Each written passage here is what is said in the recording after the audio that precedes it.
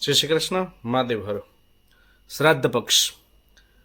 ભાદ્રપદ માસ એટલે કે ભાદરવા મહિનાની અંદર આવતા પાછલા પખવાડિયાને શ્રાદ્ધ પક્ષ કહેવામાં આવે છે.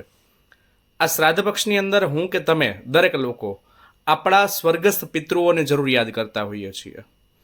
તો આ સ્વર્ગસ્થ પિતૃઓને તૃપ્ત કરવા, એના આશીર્વાદ પ્રાપ્ત કરવા કે એને મનથી દિલથી શ્રદ્ધાંજલિ આપવા માટે શું કરવું જોઈએ કે જે શાસ્ત્રમાં કીધેલું છે, શાસ્ત્રમાં કહ્યા પ્રમાણે શાસ્ત્ર સંમત બાબત શું છે?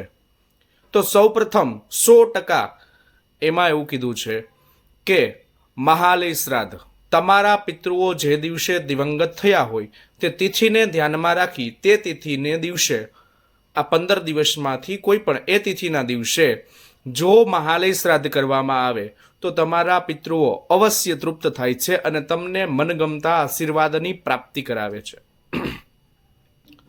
બીજું કે શ્રાદ્ધ પક્ષની અંદર કોઈ પણ તમારી જે કોઈ પણ પિતૃઓ દિવંગત થયા હોય, સ્વર્ગસ્થ હોય, એમની તિથિ યાદ રાખી અને દિવસે દાન કરવામાં આવે. કોઈ નાના બાળકોને જમાડવામાં આવે, કોઈ દીકરીઓને જમાડવામાં આવે. આબાલ વૃદ્ધ કે જેઓને જરૂરિયાત છે પણ કોઈ પાસે હાથ ફેલાવી શકે એમ નથી, એવા વૃદ્ધોને ભોજનથી અથવા તો જરૂરિયાત મુજબ વસ્તુઓ આપવાથી, દાન દક્ષિણા આપવાથી એ તૃપ્તિ મળે છે. એના સિવાય કોઈ ભિક્ષુક, કોઈ ભિખારીને અથવા તો યાચકને, માગણને કોઈ આપણા ધનનો ગેરલાભ ન લે, ગેર ઉપયોગ ન કરે, એ ધ્યાનમાં રાખી અને એને દાન દક્ષિણા આપવી, એને ભોજન કરી સંતોષ કરવા. એના સિવાય બ્રાહ્મણોને ભોજન કરાવવું, એમને ભોજન દક્ષિણા આપવી અથવા યથાશક્તિ એમને વસ્ત્રદાન કરવું, સોના ચાંદીથી માંડી અને તમે કોઈ પણ જાતનું એને દાન દક્ષિણા આપી શકો છો.